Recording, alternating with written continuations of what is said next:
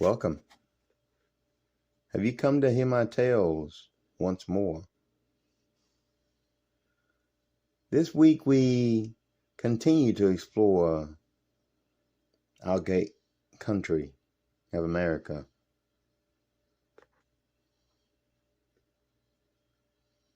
We explore Connecticut. Let's find out what monster lies in those dark woods. If you enjoy watching my videos, I have a small little favor to ask of you. Like, follow me, ring the bell, and drop a comment. It only takes a few seconds to do, but it does help the channel to grow. Now let the tales begin. The Glawackus.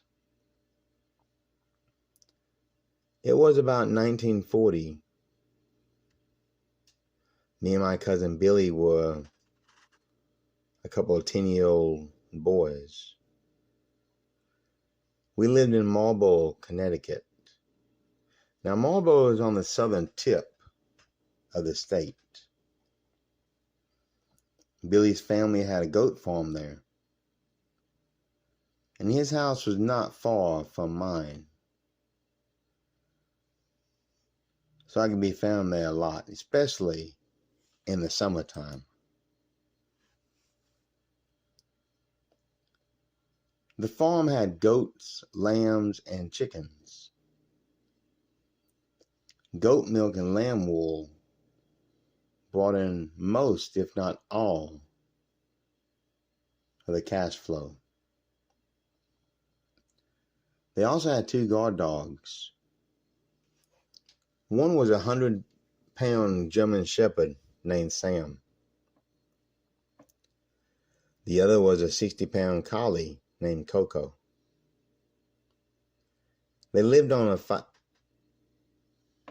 50 acres, both flat and wooded. I love those woods. We often went camping on those summer nights. Just me and Billy, and nothing else for miles around. That was until it came along. Glastonbury was just north and had an unusual predator in that area. We never thought about the danger of camping at night. Oh, we had black bears, bobcats, and coyotes around. But a bright campfire usually keeps most animals at bay. But we were about to find out how dangerous woods at night could be.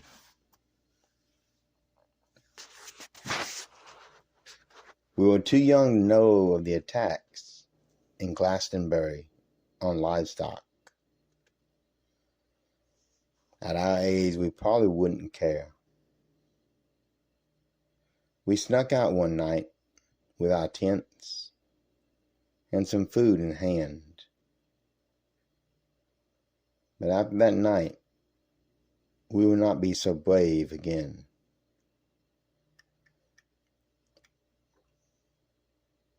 We woke to a strange noise, especially considering we were alone in the woods at night. It was a girl crying, or what we thought was a girl. We both got out of our tents, flashlights in hand, and called out to her. Once again, the woods fell silent. But then the crying became louder. It was then that we noticed a pair of eyes glowing in the distance, no doubt reflecting from our flashlight's beams.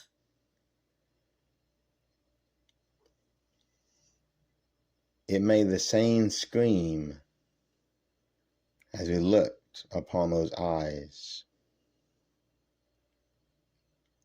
Without warning, it lunged toward us, coming out of the shadows. The campfire illuminated this creature and showed us exactly what we were dealing with. Covered in dark and thick fur, very stocky, like a bear. But the face was different.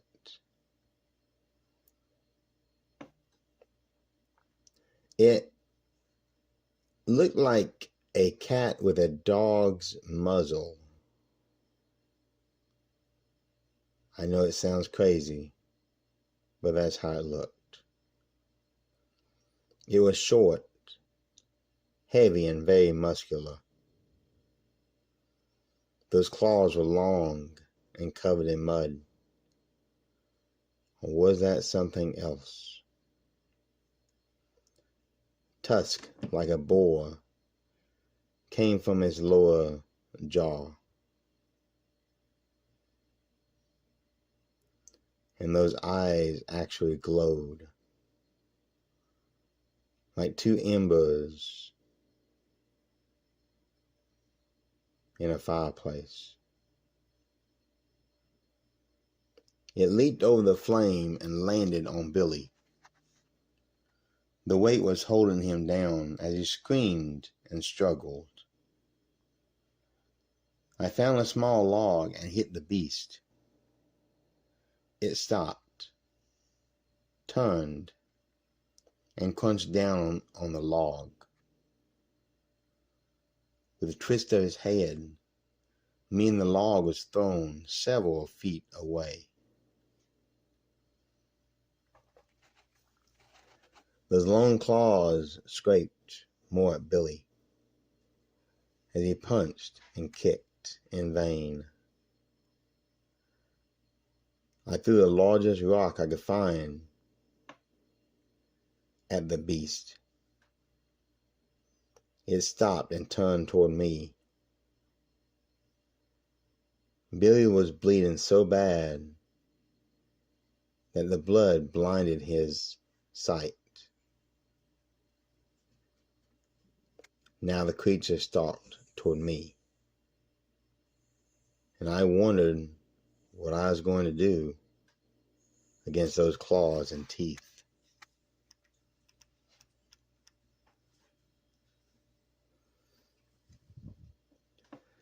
From the shadows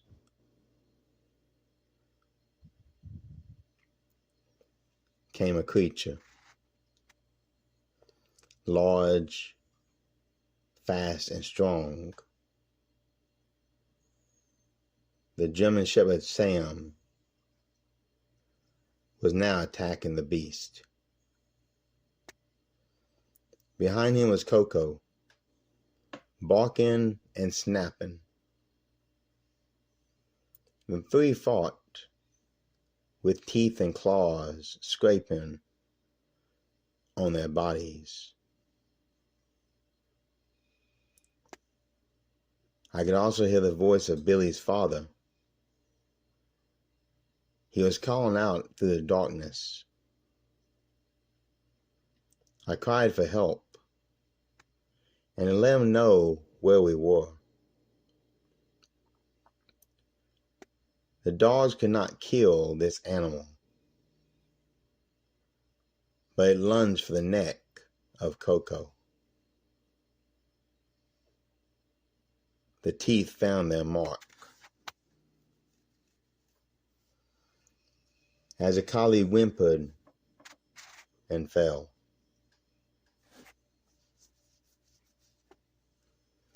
Sam grabbed the creature by the neck and slung it onto the ground. He stood there between us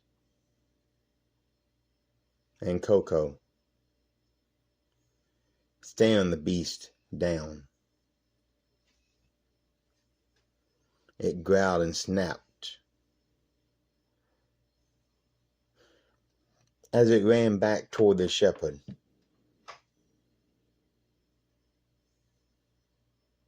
Sam dodged it and grabbed the back of his neck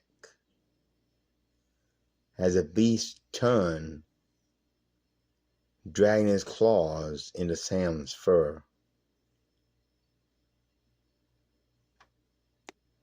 That's when Billy's father showed up. As Sam whimpered and broke loose from the fight. A shotgun blast went into the animal, knocking it back as it rolled into the shadows. It stood, shook its fur, and lunged toward the father. The shotgun blasted again into the creature. It was thrown backwards into the dark shadows, and all fell silent.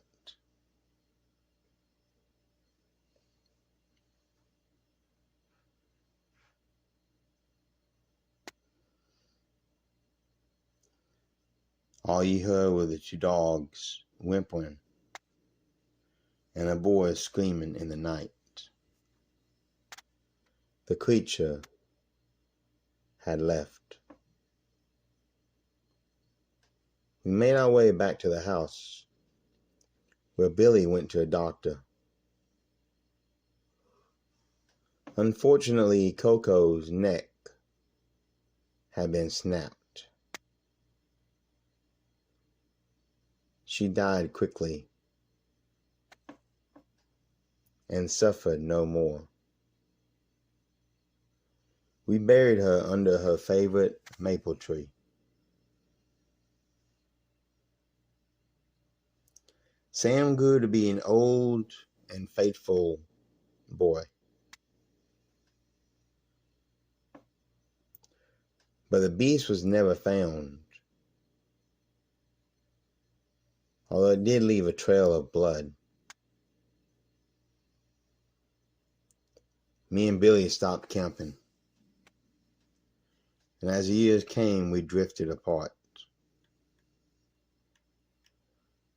I don't know what the creature was. If it was a fisher cat, devil bear, or just a deformed bobcat. But if it wasn't for two dogs and Billy's father, we would not have made it that night.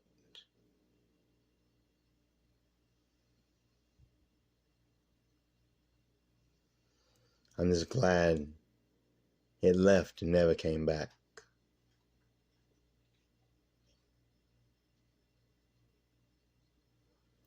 Until next week, when we explore the state of Delaware, do come back and hear our tales once more, for you are most welcomed. Remember, be aware of what lurks in the Shadowland.